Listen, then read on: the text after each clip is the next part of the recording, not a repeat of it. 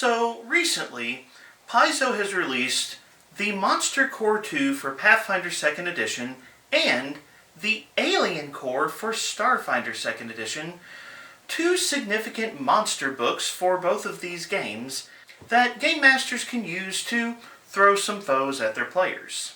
Now, any sane, rational content creator would look at the release of these two books side by side and just think to themselves that this is an opportunity to create a couple of videos highlighting the new monsters for both games and talking about different ways that storytellers could use these books in their particular games.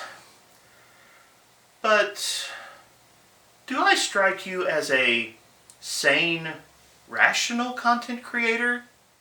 No. We all know there is only one acceptable outcome in this scenario. Let them fight! Today, I'm going to be comparing the Monster Core 2 for Pathfinder 2nd Edition and the Alien Core for Starfinder 2nd Edition and declaring which book is the superior monster book on today's episode of The Local Disaster Tour Guide.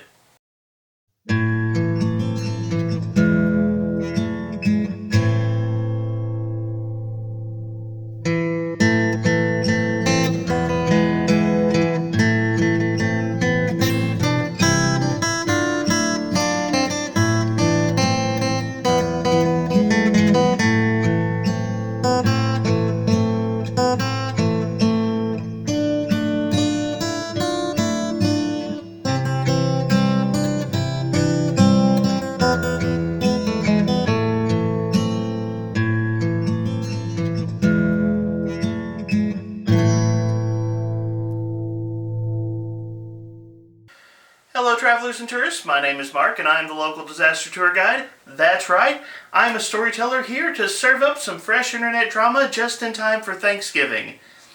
I know how to celebrate the holidays.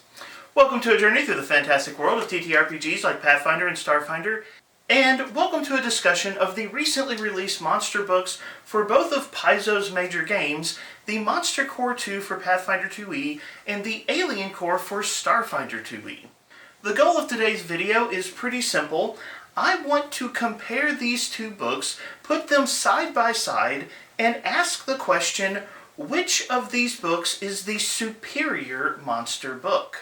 Very long-time fans of the channel may know that I considered the Alien Archives from Starfinder 1st Edition to be the best monster book series that I have ever seen published for a TTRPG. So, with the release of the Alien Core for Starfinder 2e, it's time to see how the new monster line for this game holds up, and how it compares to the most recent monster book for Pathfinder 2e.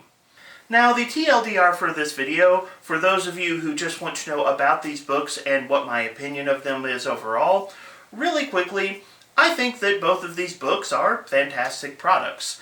Paizo clearly put a lot of time and effort into these products, providing some fantastic content for game masters to use at their tables, and for either book, I think that they are a solid investment for their respective game. The Alien Core for Starfinder 2e is probably the more significant necessary purchase for its respective game, because as the first monster book for Starfinder 2e, it holds a very core position to being able to effectively run the game. So I would say that of the two, that one's probably the one that's more of a need to have if you are investing in a given game.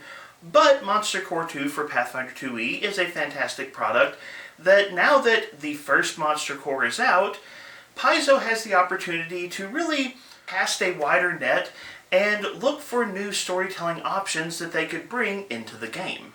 Both books feature excellent writing, interesting creatures, and plenty of mayhem that you can inflict on your players as a storyteller. And if all you want to know is whether or not I think these are solid products, then yes, they are pretty good. But I think we're all here for the real meat of this video, which is, which book is better? And that's what we're going to dive into now. So let's set up the rules for this contest and let you know how I am going to be evaluating whether the Monster Core for Pathfinder 2e or the Alien Core for Starfinder 2e is the better product. What I've done for this video is I created a set of 11 categories that I was going to use to evaluate both of these books, and in each category I will highlight some of what I consider to be the best examples from the books, talk a little bit about the strengths I see in both, maybe some of the weaknesses as well along the way, and then in each category I will award a single point to the book that I think is the more standout product. Then at the end of this video I will tally up the number of points that I have assigned to each book, and the book with the most points wins.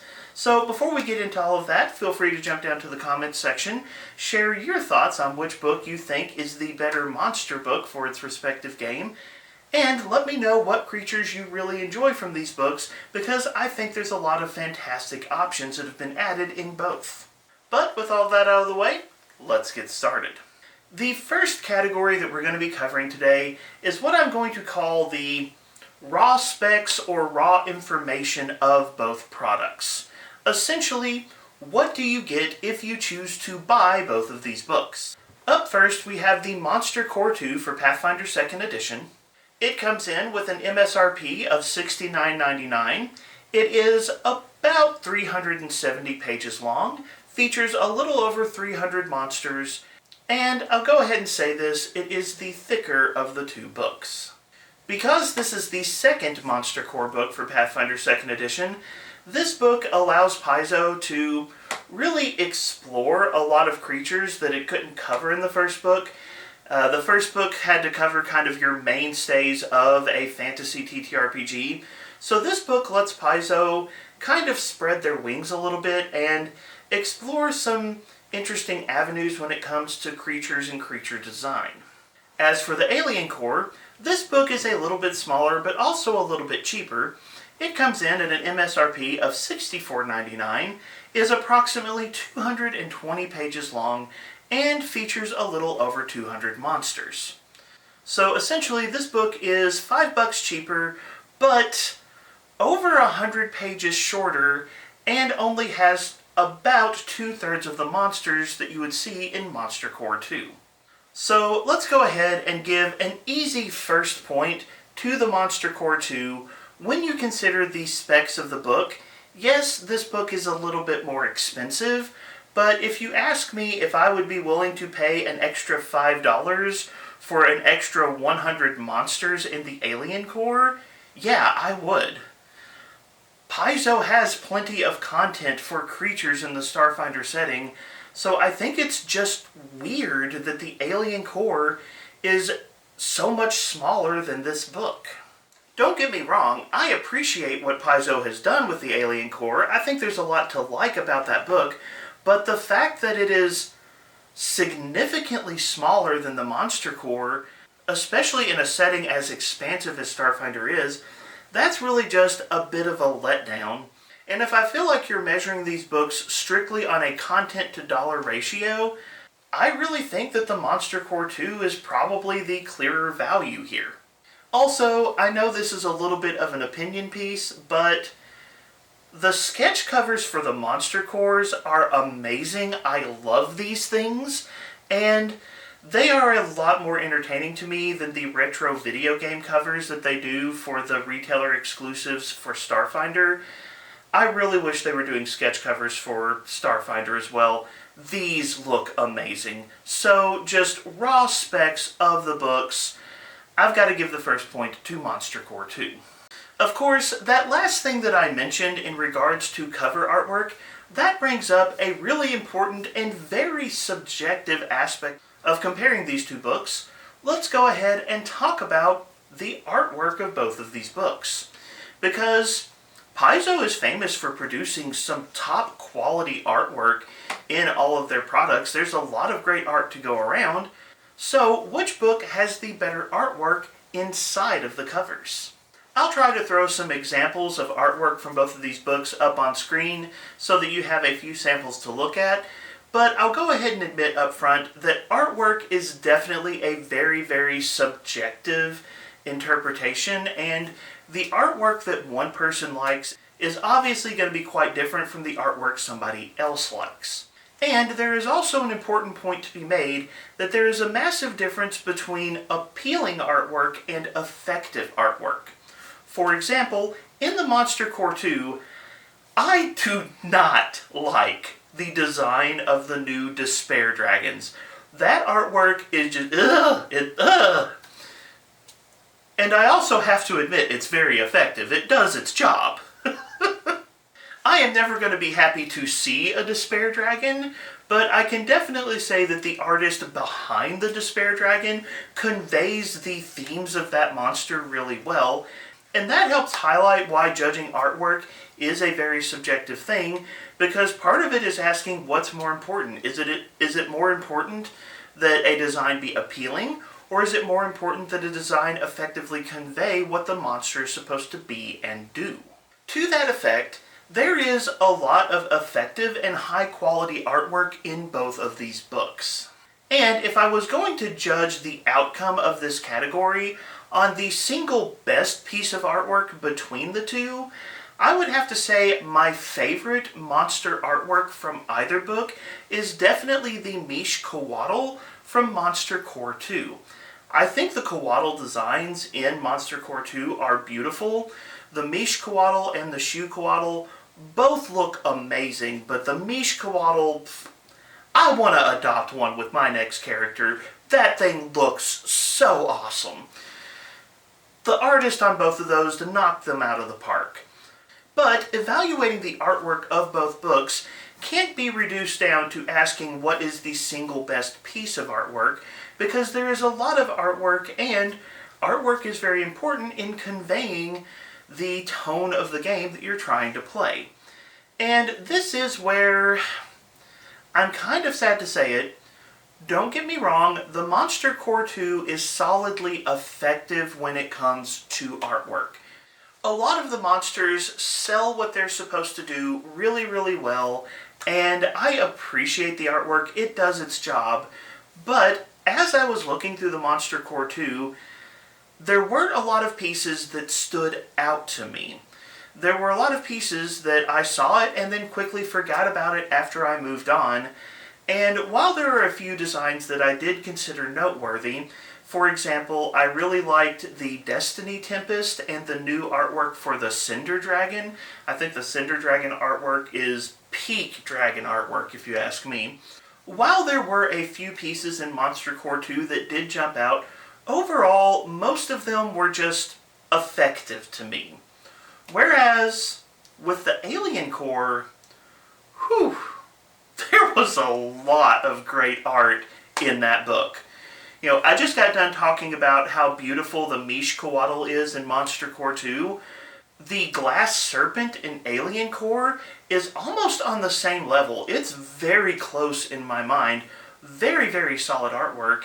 And there were a lot of pieces of artwork for Alien Core that still stick with me, that did it more than just sold the monster, it really made me want to use the monster. A few standout examples were the Florisca and the Ignerso, if you've seen those, and then possibly my favorite piece of artwork from Alien Core has to be the Gueriad Queen, a new nymph associated with black holes. That artwork is just stunning and sells so many potential story ideas. The reality is, when I was trying to pick my favorite pieces of artwork in Alien Core, there were just a lot of contenders.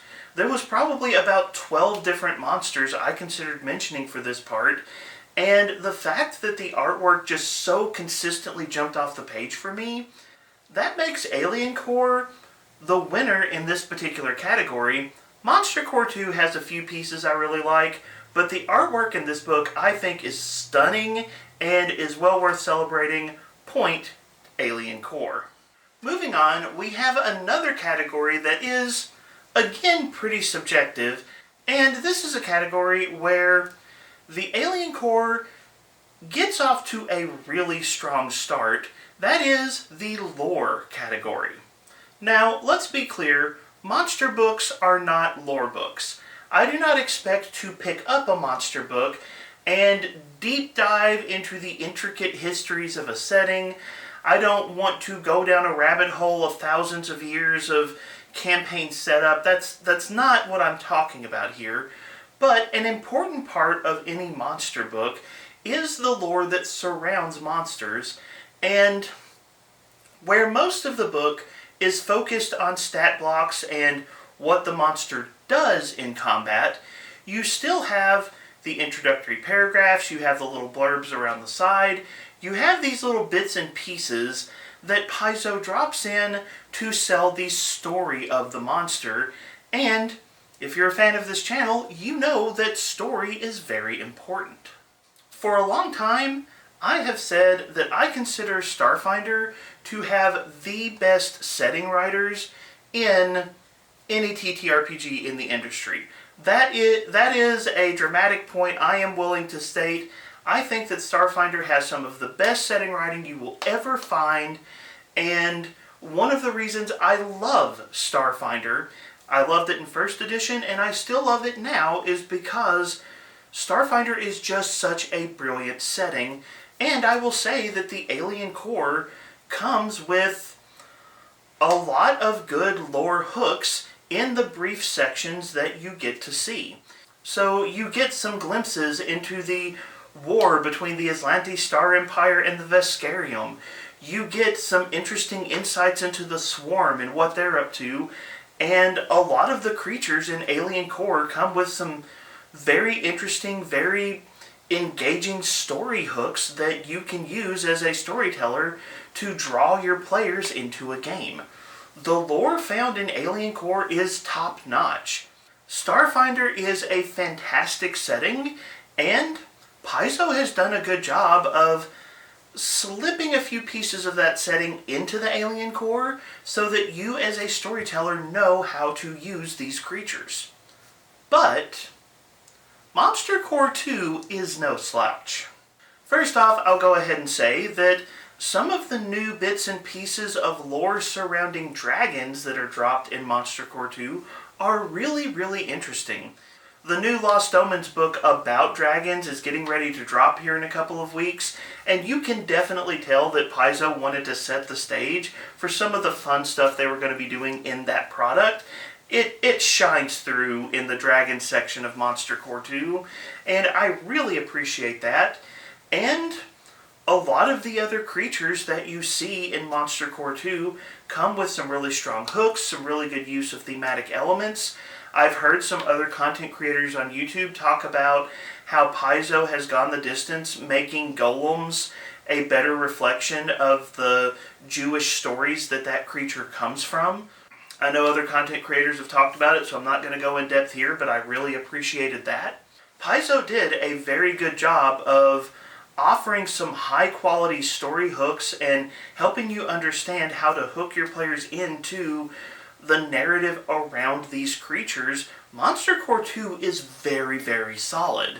In fact, lore is one of the two hardest categories that I had to judge between both of these products. And in the end, I gave a surprising point to Monster Core 2. And I'll tell you the reason why it gets the point in this category. It's the changes that were made to the spawn of Rovagug in this book. Now, we're going to come back to the spawn of Rovagug later, so I don't want to dive into it too deep at this point. But the spawn of Rovagug come with an ability called Absolute Regeneration that is essentially a mechanical, almost invincibility mechanic for the monsters, which is something that the spawn of Rovagug should have.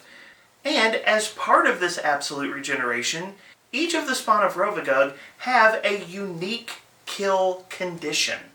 If you want to take down a spawn of Rovagug, you have to fulfill a very specific set of circumstances in order to bring an end to that creature, and that, my friends, is narrative gold.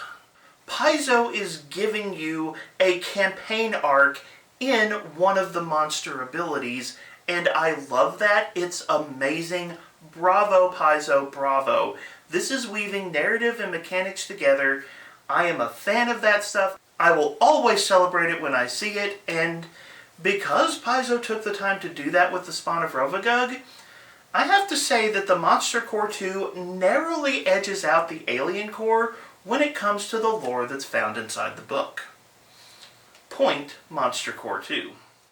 But let's step away from some of the things around the monsters and let's start talking about the creatures themselves, because ultimately, if we're going to compare two different creature books, we need to compare the creatures that are inside and talk about what you're getting if you pick these products up.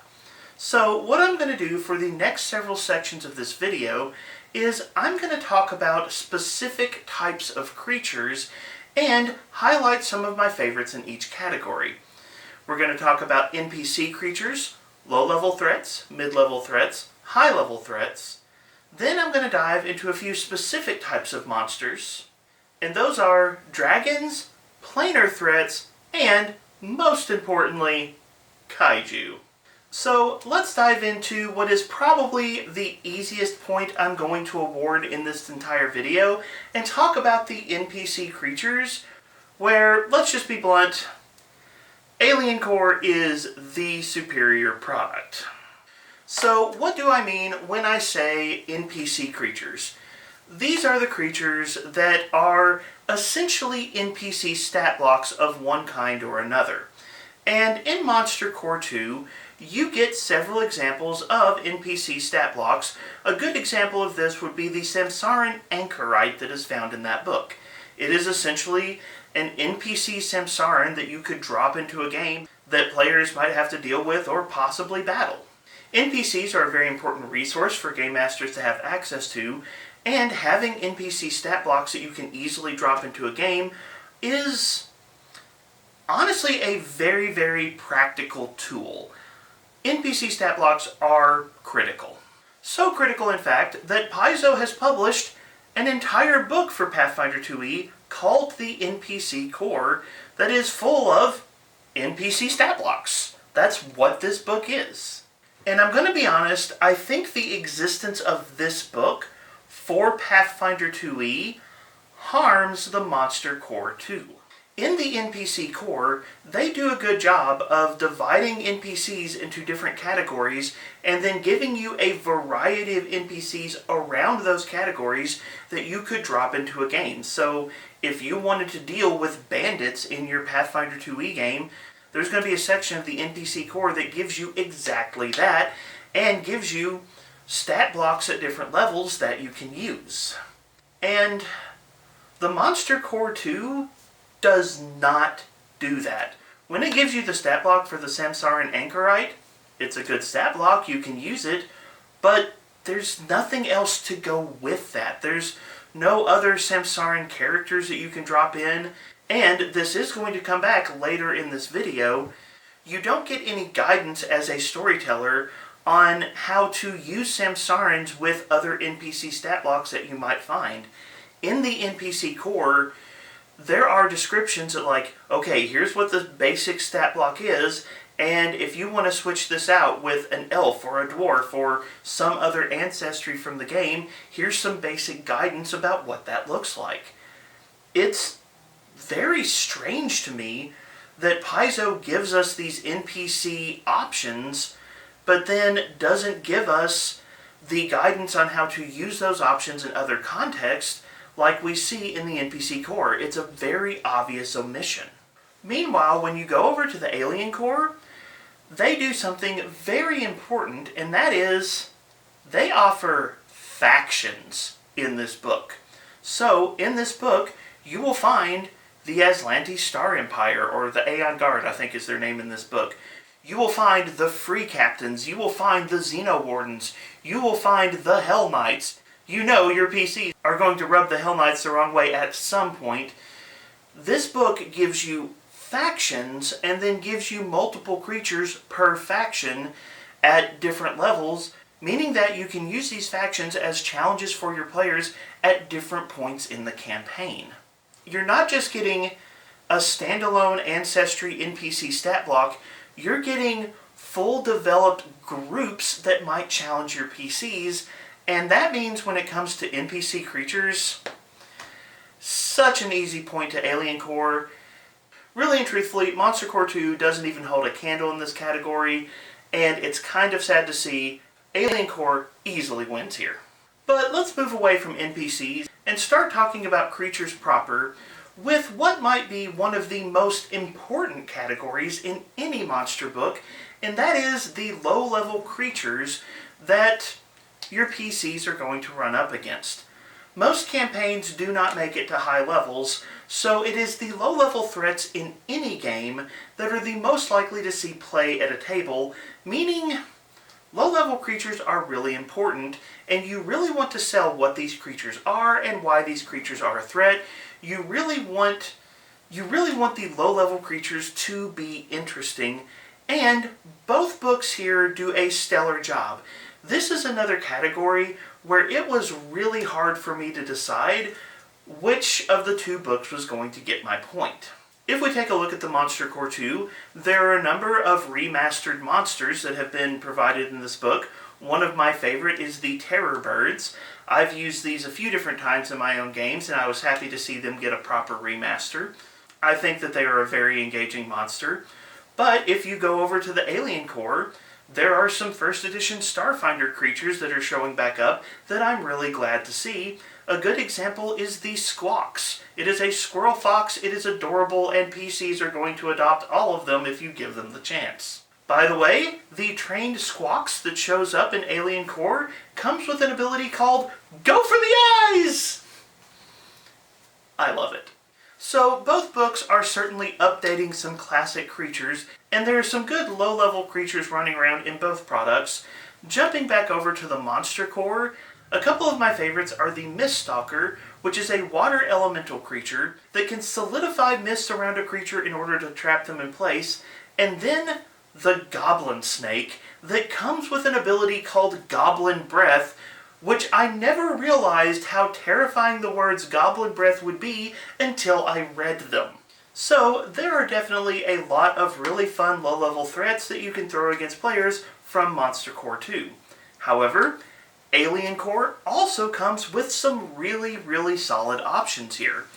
One of the things that makes Starfinder such a fun setting is the fact that you get futuristic creatures that you might have to deal with, and a good example of this is just robots that your players might have to fight, and one of my favorite low-level robot threats is the Tax Class Civil Robot, a robot that shows up and demands that PCs pay their fair share of taxes, and the robot is willing to swipe their gear and waddle off with it if necessary. Oh my, I am going to make some of my players so angry in the future. Thank you, Paizo, for this. The repossession ability is a lot of fun, that's what I'm saying. And Alien Core gets to play around with a lot of other creature threats that you expect in a sci-fi or sci-fantasy style game. Another favorite option of mine is the Rendworm, a level 3 creature that comes with an ability called Infest. And I'm pretty sure I just told you why this is a great monster to torment your players. I'm going to be honest here. This category really was a toss-up for me, and depending on the day of the week, my answer might change as to which book I think has the better low-level creatures. They are both really good. They both sell some really awesome stories. And right now, I think the Alien Core narrowly edges out Monster Core 2 when it comes to low-level creatures. So Alien Core gets the point here, but if you were to disagree with me and say Monster Core 2 deserves it, I can understand that argument. Ultimately, I think what sets Alien Core apart is the fact that Starfinder allows for a broader array of potential stories, and when you have things like a tax collector robot waddling up to your PCs and repossessing their gear, that is a unique type of story that could be a really fun encounter for low-level PCs to have to deal with, and I think the slightly better story variety that the low-level creatures in Alien Core offers, I think that edges it out in this category, so Alien Core gets this point. But let's step up the challenge a bit and talk about mid-level creatures. This is where your PCs are getting a little more powerful. This is where your PCs are getting a little bit more prominent and they can face down some more serious threats. What options do both books bring to the table? Again, I would like to say both books have an array of interesting and compelling options, and there is a lot of fun stuff in both of these products. Looking at Alien Core, I really enjoy the new trolls that they brought forward for Starfinder 2e. I wasn't expecting the warp troll, but the artwork is cool, the abilities are fun, and I kind of look forward to tormenting my players with that creature a bit. Also, I think it's just hilarious to have a troll that has a noted weakness to music. It hates it when you're jamming. You also get to see some really unique takes on sci-fi, sci-fantasy style threats with creatures like the scavenger slime that disassembles technology and then creates its own shell of tech around itself and can even use things like laser weapons against your players. Nobody expects an ooze with a ray gun. But, by the same token, Monster Core 2 has some really great options as well. There is an array of new dinosaurs, those are always going to be popular, and I really enjoy the Spinosaurus as a fun aquatic threat. Usually when I think about throwing my players against aquatic threats, I don't think of dinosaurs, but the Spinosaurus is actually really, really good. And I might have to start scheming against my players a bit now. And I also really enjoy the nightmare-inducing animate dream. That thing could definitely torment a PC or two in its time. There are a lot of great options in both books. If I had to pick some favorites from each book, I think Alien Core, my favorite standout monster, is the Shipbreaker. An elemental creature that looks kind of like a giant bullet that punches its way through the hull of starships and then devours the crew. Very fun, very threatening, and you could see a lot of players panicking if one of those things started attacking their starship. Over in the Monster Core 2, I think my favorite, though again there could be some contenders, I think my favorite is probably the Hound of Tindalos of H.P. Lovecraft fame, and the Hound of Tindalos comes with a fun aura ability called Ripping Gaze. Yes, that is as horrifying as it sounds. Both books have some very solid contenders here. I think you're going to find a lot of good threats to throw at your players in both of these products. But I will say, this is where one of the strengths of Monster Core 2 begins to shine through just a little bit. Monster Core 2 is a larger book, and that means it has more options, and I think more options, at least in some instances, leads to a more compelling product. In this case, I feel like there's just more interesting mid-level creatures to throw at your players, so when it comes to mid-level creatures, mid-level threats, point Monster Core 2. But let's climb up a little bit farther and talk about the kind of threats that honestly could be the capstone of an entire campaign. Let's talk about the creatures that truly threaten PCs, even at the highest tier of power in play. Let's talk about high-level creatures, because again, there is a lot of great content in both of these books. One thing I won't have a chance to do in this video is go into every single category of creature, so there are some creatures that I'm just trying to hit along the way.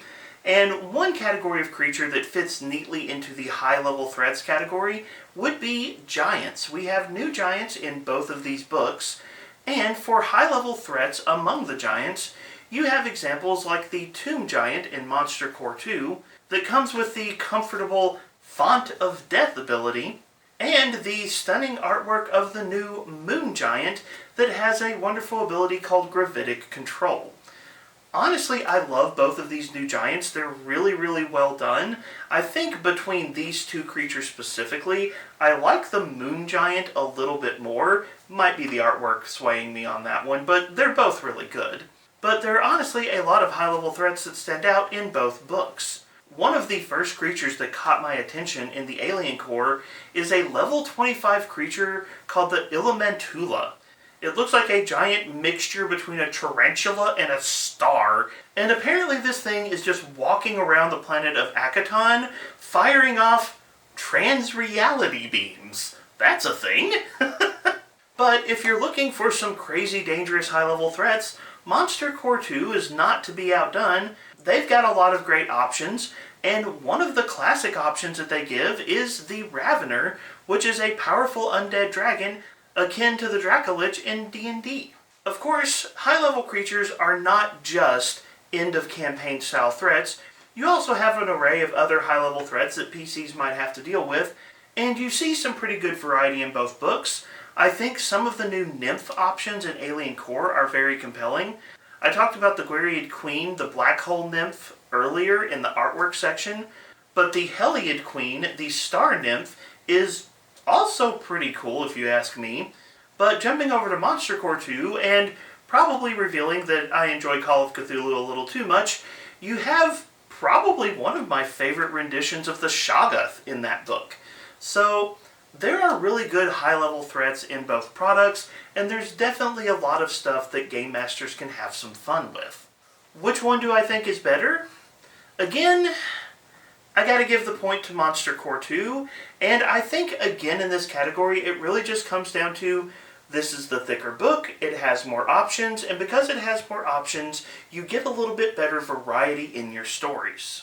But something that I think is important when you talk about monsters in monster books is you want to look at them as more than just challenges at a particular level.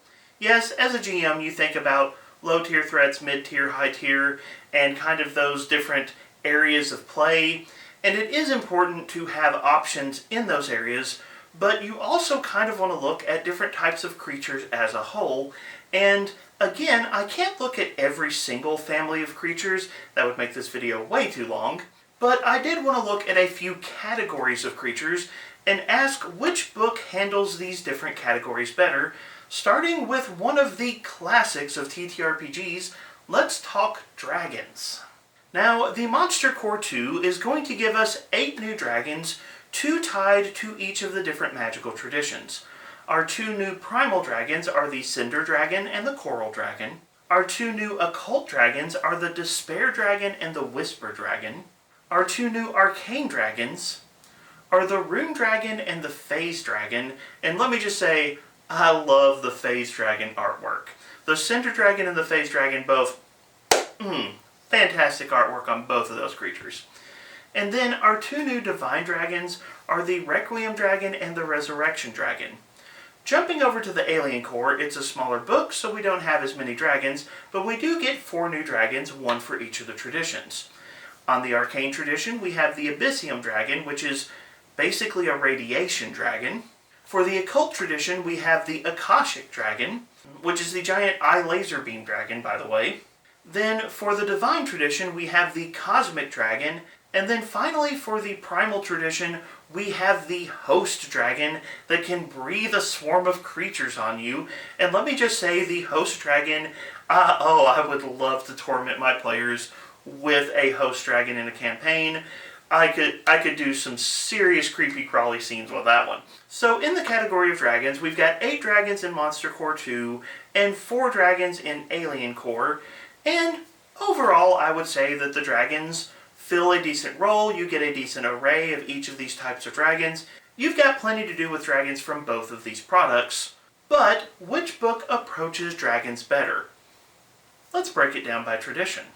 Starting with the Arcane tradition, I have to say the Phase Dragon is the standout here. The Rune Dragon is okay. I'm not crazy about it, but it's okay. And the Abyssium Dragon, I do think a Radiation Dragon is kind of fun, but the Phase Dragon, I love the look, I love the mechanics. The Phase Dragon's probably my favorite option in the Arcane tradition. Jumping over to the Divine tradition, I have to say that the Cosmic Dragon from Alien Core is a lot stronger than the Requiem and the Resurrection Dragon. Don't get me wrong, those two are okay. I think there's some good ideas there. But the Cosmic Dragon definitely sells some pretty interesting story concepts.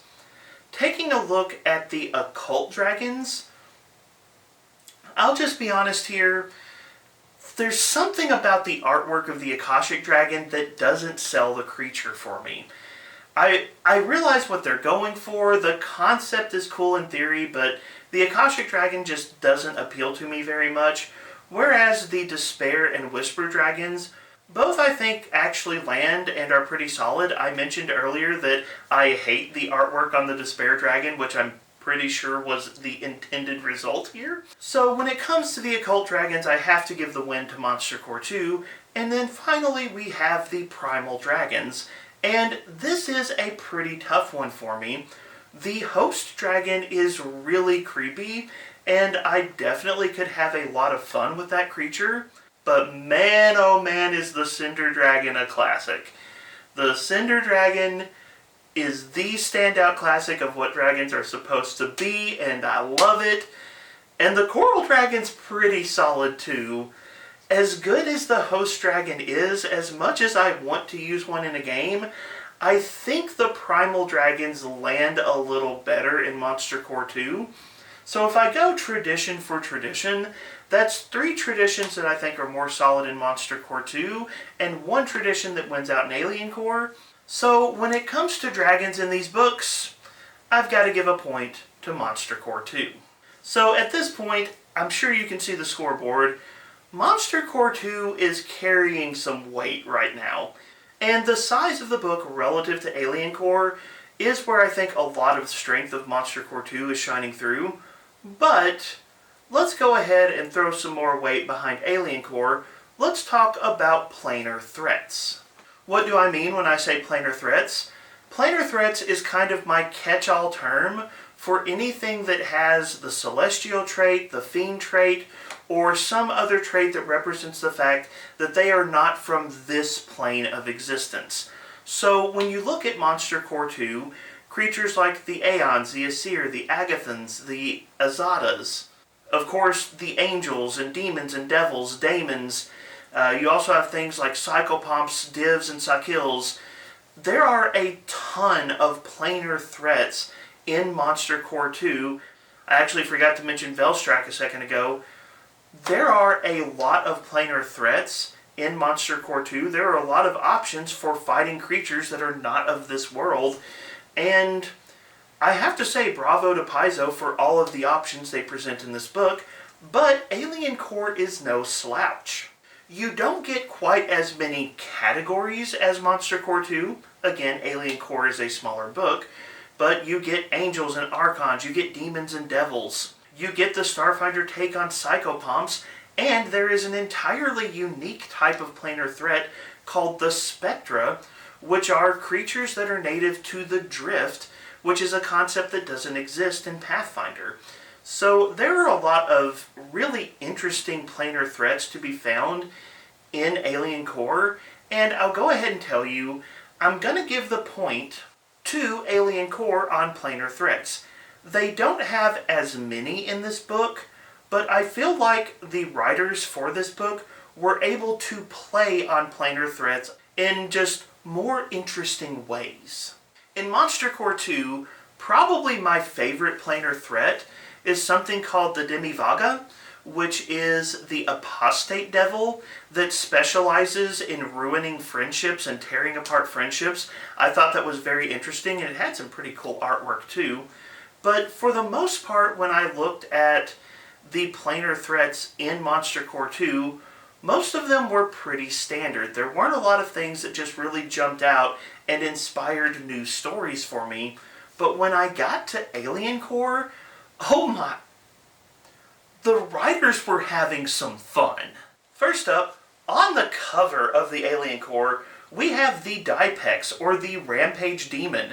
Listen, if you've ever played Doom, you know what they were going for on this one, right? So, easy win on that point. And there are just a lot of different planar threats that are really interesting and really unique in the Alien Core. One of my favorites is the Arksheth, which is the canon Archon found in Alien Core. The Angel of Siege Warfare. Yes, I'm a fan. But honestly, my favorite planar threat from both of these books is actually one of the lowest level planar threats. This is a creature that a starting first level party has a reasonable chance to beat if they are able to confront it. And that is the Typo Daemon. The Typo Daemon. Yes, that's right. Paizo designed a daemon that represents the idea of death by mistakes, by paperwork errors, by small things that go unnoticed until it's too late and it causes immense suffering. There are 100 stories I could tell right now. I am not going to save time, but man oh man, when I saw this creature, I immediately imagined all of the terrible things that would happen if one of these got into a hospital. The Typo Daemon scares me, and it's a reasonable low-level threat. You could throw this against PCs at the start of a campaign and tell a really good story arc with it. The Planar Threats in Alien Core are really just a cut above. Monster Core 2 has some good stuff, but a lot of it is the things you expect to see.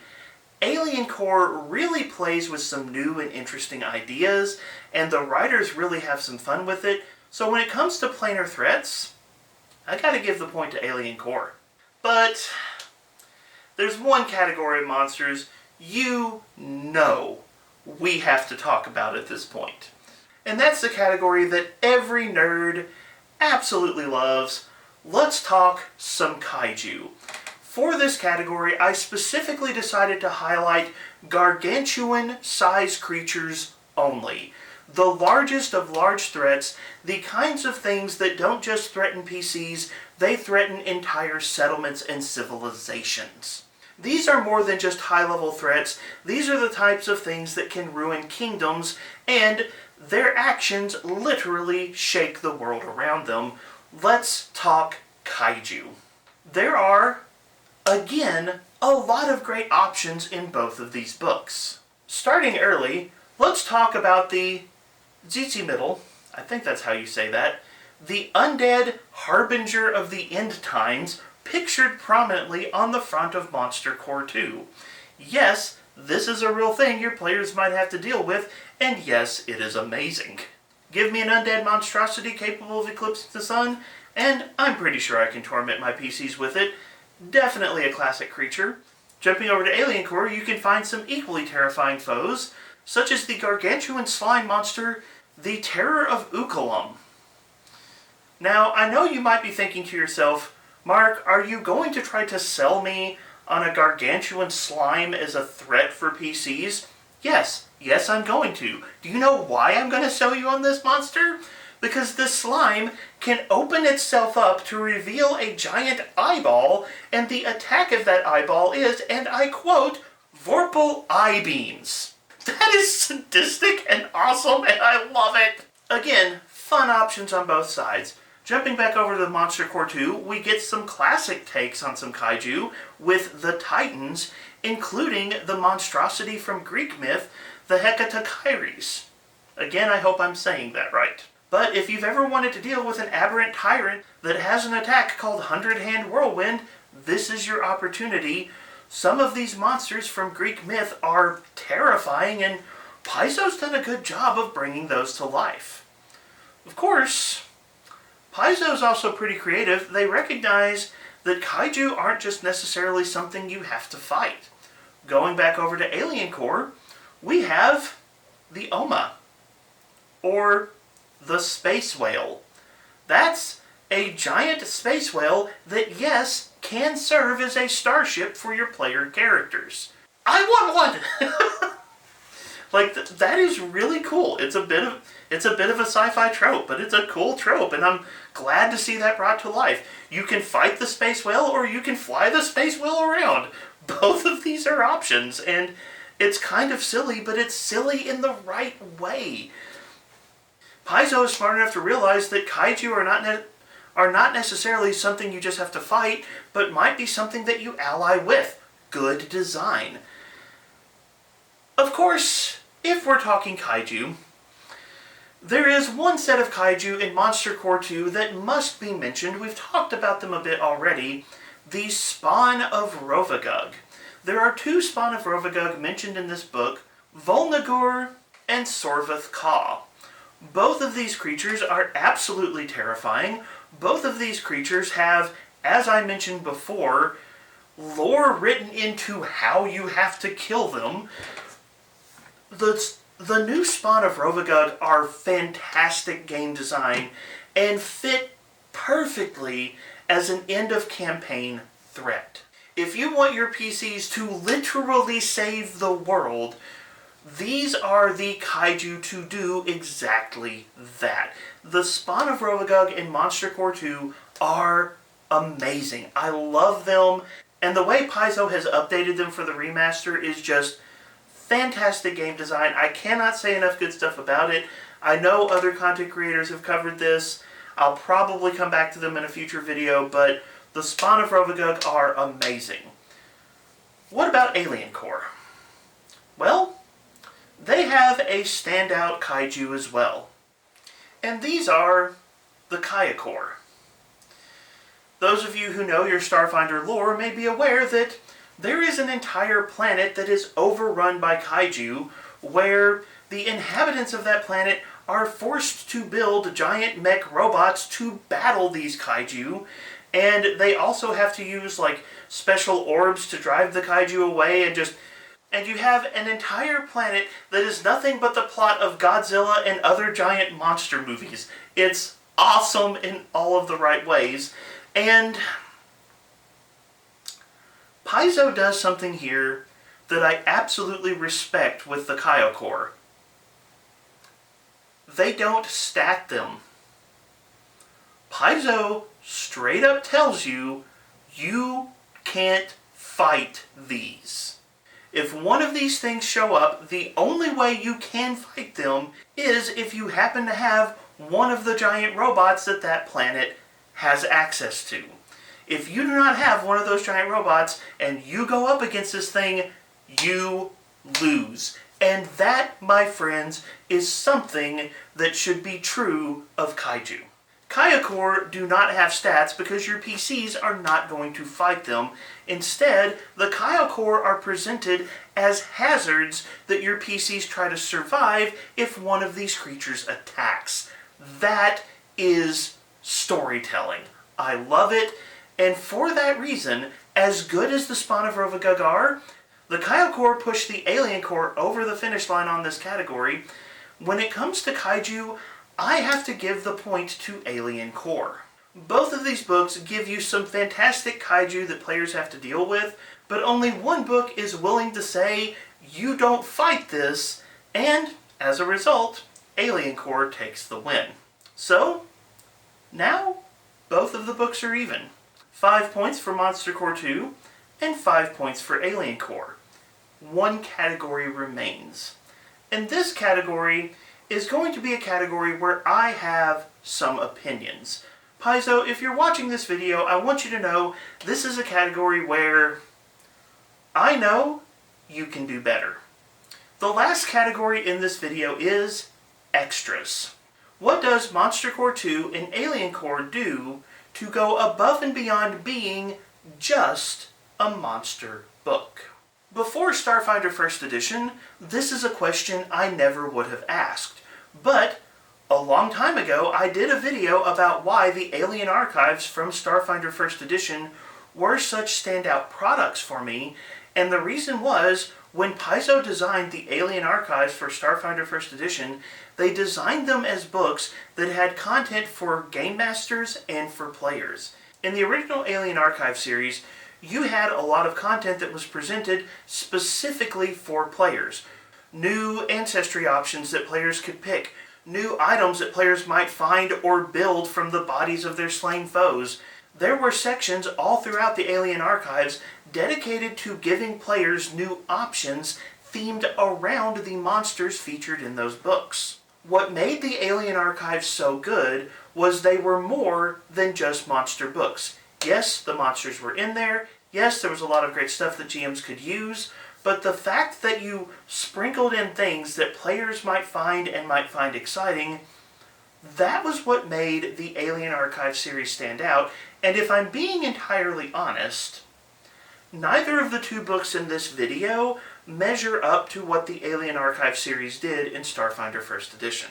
Monster Core 2 and Alien Core do have some extras, but most of those extras are almost entirely Game Master content. So, for example, you will find in both of these books new rituals. But most of these rituals are things that are used to summon the creatures that you find in this book, or possibly to make the creatures. So, for example, in Monster Core 2, you have a ritual for creating a Ravener. I like the fact that that ritual exists. I like the fact that I know how to set up the creation of one of these terrible undead dragons in my game. That's fun, but that's something that player characters are very unlikely to ever use. Both of these books have a lot of rituals, but those rituals are almost always Game Master content. Another thing that is kind of borderline extra in both of these books, but it is important, is the idea of creature adjustments. This is any time that the book offers some quick rules on adapting pre-existing creatures to fit a certain model of creature. So you could think, for example, if I wanted to turn something into a vampire. Here are the rules to do such a thing. Both of these books have a number of different creature adjustments that go beyond just the elite and weak creature adjustments. You've got a lot of different creature adjustments available in these books. I will say Alien Core does a better job with creature adjustments. There are more creature adjustment options, and I think that's a reflection of the fact that Starfinder is just a broader type of setting. They can do more creature adjustments in that kind of setting. But again, creature adjustments, that is Game Master content. Very rarely is a player ever going to be using something like that for one of their PCs. So again, that's really just more monster content for the Game Master. So, what extras do these books actually offer? And, well, narrowly, Alien Core does some stuff.